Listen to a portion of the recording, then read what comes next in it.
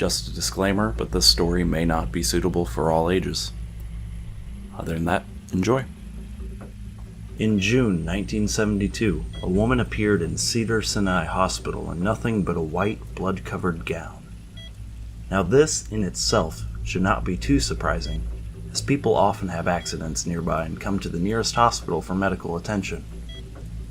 But there were two things that caused people who saw her to vomit and flee in terror.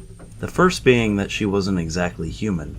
She resembled something close to a mannequin, but had the dexterity and fluidity of a normal human being. Her face was as flawless as a mannequin's, devoid of eyebrows and smeared in makeup.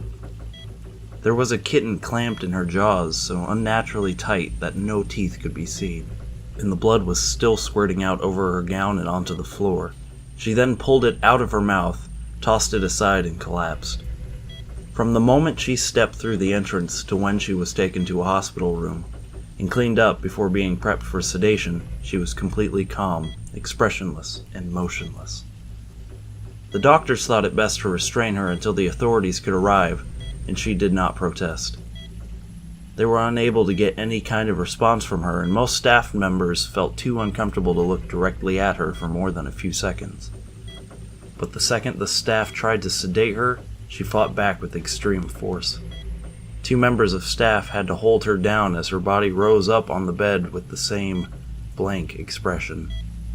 She turned her emotionless eyes towards the male doctor and did something unusual. She smiled. As she did, the female doctor screamed and let go out of shock. In the woman's mouth were not human teeth, but long, sharp spikes. Too long for her mouth to close fully without causing any damage. The male doctor stared back at her for a moment before asking, "What in the hell are you?"